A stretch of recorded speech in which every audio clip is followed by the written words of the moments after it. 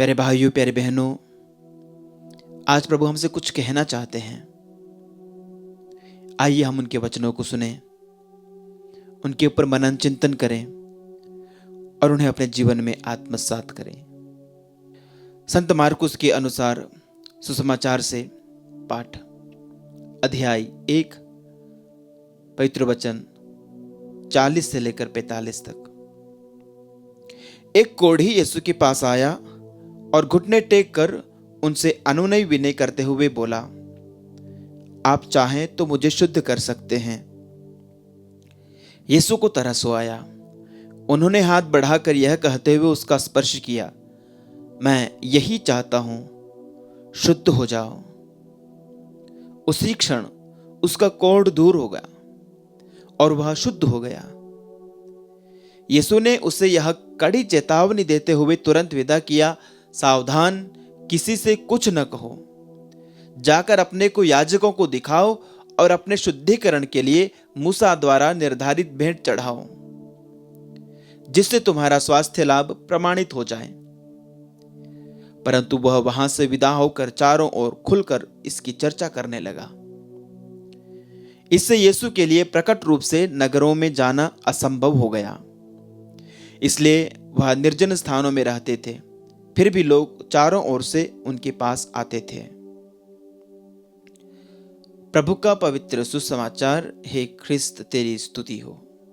प्रभु यीशु ख्रिस्त में प्यारे भाइयों, प्यारी बहनों, प्रभु यीशु कफरनाहुम में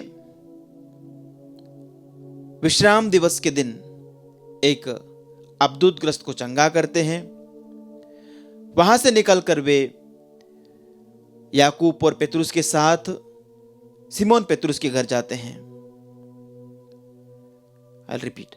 वहां से वे याकूब और यूहन्ना के साथ सिमोन पेतरुस के घर जाते हैं और वहां पेतरुस की सास को, जो बुखार में पड़ी हुई थी, चंगा करते हैं। फिर शाम होते होते बहुत सारे लोग उस घर पे आ जाते हैं। बहुतों को स्वास्थ्य लाभ मिलता है। उसके बाद हमें एक घटना देखने को मिलती है कि एक कोढ़ी यीशु के पास आता है। कोढ़ उस समय एक असाध्य बीमारी थी, एक लाइलाज रोग था। और जिस व्यक्ति को कोढ़ होता था उसे समाज में कलंकित माना जाता था। यह मान्यता थी कि जिसको कोढ़ हुआ है उसके ऊपर ईश्वर का प्रकोप है, ईश्वर ने उसको दंड दिया है। तो एक तरह से वो व्यक्ति किसी न किसी रूप में पापी है, उसने कुछ पाप किया है जिसकी सजा उसे मिली है। और हालांकि ये बीमारी संक्रमित बीमारी है, संक्रमण से फैलती है, तो अन्य लोगों को संक्रमित होने से बचाने के लिए जो लोग कोढ़ से पीड़ित होते थे उन्हें अपने नगरों से, अपने गांवों से बाहर निकाल देते थे। उनका एक अलग कॉलोनी था, एक अलग निवास था। आम लोगों से उनका कोई संपर्क नहीं था। यदि कोई आम लोग उनकी तरफ जाए भी तो उन्हें अशुद्ध अशुद्ध कह के चिल्लाना होता था। एक घंटी बजाई जाती थी और ये कहते थे कि मैं अशुद्ध हूं, अशुद्ध अशुद्ध। बहुत ही दयनीय स्थिति। साधारण तौर पर ये लोग आम लोगों के पास नहीं आते थे, लेकिन यहां पर हमें एक अपवाद मिलता है कि ये व्यक्ति प्रभु यीशु के पास आता है। और प्रभु यीशु की महानता देखिए। जिन व्यक्तियों से लोग किनारा करते हैं, जिन व्यक्तियों को समाज ने बाहर कर दिया है, वो व्यक्ति उनके पास आता है और प्रभु यीशु उसको अपने पास आने देते हैं। अन्य कोई रबी होते, अन्य कोई फरीसी या शास्त्री होते तो वो इस व्यक्ति को अपने पास आने ही नहीं देते, लेकिन प्रभु यीशु ने इसे आने दिया। और ये किस तरह से उनके पास आता है, उसकी विनम्रता, उसका विश्वास और उसका अंदाज हमारे लिए अनुकरणीय है। प्यारे भाइयों, प्यारे बहनों, वह व्यक्ति आता है, वो यीशु मसीह के सामने घुटने टेकता है और हाथ जोड़कर अनुनय विनय करते हुए बोलता है, आप चाहे तो मुझे शुद्ध कर सकते हैं। प्यारे भाइयों, प्यारी बहनों, आपकी और मेरी प्रार्थनाएं कई बार डिमांडिंग होती है। हम मांगते हैं, डिमांड करते हैं, प्रभु मुझे ये चाहिए, प्रभु मुझे ये चाहिए, प्रभु मुझे नौकरी दिला दे, मेरे बच्चे को नौकरी दिला दे, मेरे किसी परिजन की नशे की आदत को छुड़ा दे, उसका दारू छूट जाए। प्यारे भाइयों, प्यारी बहनों, यह व्यक्ति हमारे लिए एक आदर्श प्रार्थना का नमूना पेश कर रहा है। उसने घुटने टेक कर क्या कहा? आप चाहें तो मुझे शुद्ध कर सकते हैं। मैं चाहता हूं प्रभु मेरे साथ ये हो जाए। वही नहीं कह रहा है कि प्रभु मैं चाहता हूं शुद्ध होना, आप चाहें तो। वो जरूर शुद्ध होना चाहता है, लेकिन आपकी मर्जी है तो। यह व्यक्ति है हमारे पिता की जो प्रार्थना प्रभु ने सिखाया है, उस प्रार्थना की आत्मा से प्रार्थना कर रहे हैं, उस प्रार्थना का सार अपने में समेटे हुए हैं। वहां प्रभु कहते हैं, हे पिता, तेरी इच्छा जैसे स्वर्ग में है वैसे पृथ्वी पर पूरी हो। पिता की इच्छा, हमारी नहीं। हमारी तो बहुत सारी अभिलाषाएं हैं, हम तो बहुत कुछ चाहते हैं। क्या प्रभु भी चाहते हैं कि जो हम चाह रहे हैं वो हो? प्यारे विश्वासियों, प्रभु हम सबको प्रेम करने वाले ईश्वर हैं, और वो एक भी ऐसी हमारी प्रार्थना को नहीं ठुकराएंगे जो हमारे लिए हितकर हैं, जो उन्हें लगता है कि हमारे भलाई के लिए हैं, हमारी आत्मा की उन्नति के लिए हैं। वास्तव में हमारे लिए वो जरूरी है। कई बार हमारी प्रार्थनाएं तो ऐसी चीजों को लेकर हैं जो सिर्फ हमारी दुनियाई अभिलाषाओं को पूरा करने के लिए है, लेकिन प्रभु को उनसे कोई मतलब नहीं है। सांसारिक अभिलाषाओं से प्रभु को कोई वास्ता नहीं है। प्रभु उन आवश्यकताओं को जरूर पूरा करेंगे जिनका ताल्लुक आत्मा से है, जिनका ताल्लुक स्वर्ग के राज्य से है। प्यारे भाइयों, प्यारे बहनों, इसलिए हमें इस प्रकार प्रार्थना करनी चाहिए, प्रभु यदि आप चाहें तो। प्यारे भाइयों, प्यारे बहनों, क्या हम ये वाक्यांश हमारी प्रार्थनाओं से पहले लगा सकते हैं?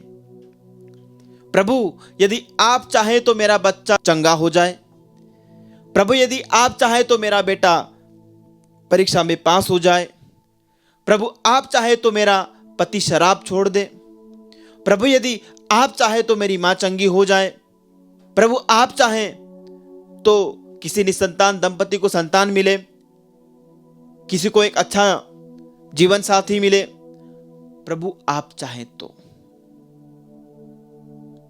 प्यारे भाइयों, प्यारी बहनों, यकीन मानिए, विश्वास कीजिए, प्रभु दयालु है, प्रभु प्रेममय ईश्वर है। वो इस प्रकार जवाब देगा, मैं यही चाहता हूं शुद्ध हो जाओ, मैं यही चाहता हूं आपको एक अच्छा पार्टनर मिले, मैं यही चाहता हूं आपकी मां चंगी हो जाए, मैं यही चाहता हूं आपका पति शराब छोड़ दे, मैं यही चाहता हूं आपका बच्चा सफल हो, मैं यही चाहता हूं आपको नौकरी मिले। लेकिन प्रभु की मर्जी को प्रथम स्थान देना, अपनी अभिलाषाओं को नहीं। आपकी प्रार्थना सुनी जाएगी। मेरे विश्वासियों, एक और बिंदु आज के सुसमाचार से हमें सीखने को मिलता है, वो है स्वयं की तारीफ। प्रभु यीशु ने कई सारे अच्छे काम किए, एक भी उन्होंने लाइक्स के लिए नहीं किया। आज हम एक ऐसे दौर में हैं, हम एक ऐसे समय में हैं जहां लाइक्स का क्रेज है। छोटी छोटी बातों के लिए हमें लाइक्स चाहिए, हमें थम्स अप चाहिए, हमें कमेंट्स चाहिए। सोशल मीडिया का दौर है। एक साधारण सी अपनी फोटो पोस्ट करके भी हम चाहते हैं कि हमारे फ्रेंड्स, हमारे सर्कल के लोग उसको देखें, उसको एडमायर करें और तारीफ करें। आप रील्स बनाते हो, आप शॉर्ट्स बनाते हो और आप ये उम्मीद करते हो कि लोग आपकी तारीफ करें। लोग आपको अप्रिशिएट करें।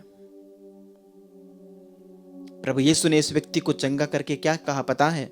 ये नहीं कहा कि जाके सबको बताओ, सबको बोलो कि लाइक्स करे, थम्स अप करें। उसने कहा सावधान, किसी से कुछ न कहो। और हम हैं, सबको जाके बताओ ये मैंने किया है। प्यारे भाइयों, प्यारे बहनों, विनम्रता इसी का नाम है। एक कहावत है ना, नेकी कर दरिया में डाल। उसकी भावना यही है। आपने अच्छा काम कर दिया है, उसकी पुष्टि ये संसार करे ना करे, उसका पुरस्कार आपको मिलेगा। यदि आपने अच्छा किया है, आपको थम्स अप मिले, आपको लाइक्स मिले या ना मिले, ये मायने बिल्कुल नहीं रखता है। क्या मायने रखता है कि आपने अच्छा किया है, आपने भला काम किया है, आप में अच्छाई है, आप में सच्चाई है, और आपकी अच्छाई, आपकी सच्चाई का पुरस्कार आपका स्वर्गीय पिता आपको अवश्य देगा। और उस पुरस्कार की तुलना में इस दुनिया का कोई भी लाइक्स, कमेंट, शेयर कोई मायने नहीं रखता, क्योंकि ये सब तो पेरिशेबल हैं, ये सब तो नश्वर हैं। किसकी तारीफ आपको जिंदगी भर खुश रख सकती है? किसके लाइक्स आपके जीवन को सस्टेन कर सकते हैं? हमारी जिंदगी टिकी है उसको खुश करने में। यदि वो हमसे प्रसन्न है तो संसार की सारी खुशियां, सारी सफलताएं हमारी हैं। प्यारे भाइयों, प्यारी बहनों, प्रभु यीशु को इसलिए स्वर्गीय पिता ने बारंबार कहा कि ये मेरा प्रिय पुत्र है, मैं इस पर अत्यंत प्रसन्न हूं। सिर्फ ये सुनना काफी है हमारे परमपिता ईश्वर से कि ये मेरा परम प्रिय पुत्र है, मैं इससे अत्यंत प्रसन्न हूं। सिर्फ एक थम्स अप पिता ईश्वर का, सिर्फ एक लाइक पिता ईश्वर की काफी है। प्रभु से प्रार्थना करें, प्रभु हमें ऐसा अनुग्रह, ऐसी कृपा दें कि हम जब भी तेरे पास आए तो हमारी प्रार्थना ऐसी हो कि प्रभु यदि तू चाहे तो मुझे चंगा कर सकता है, तू चाहे तो मुझे सफल कर सकता है, तू चाहे तो मुझे शांति दे सकता है। और हम दुनिया को खुश करने के लिए नहीं, लेकिन हे पिता तुझे खुश करने के लिए जिए,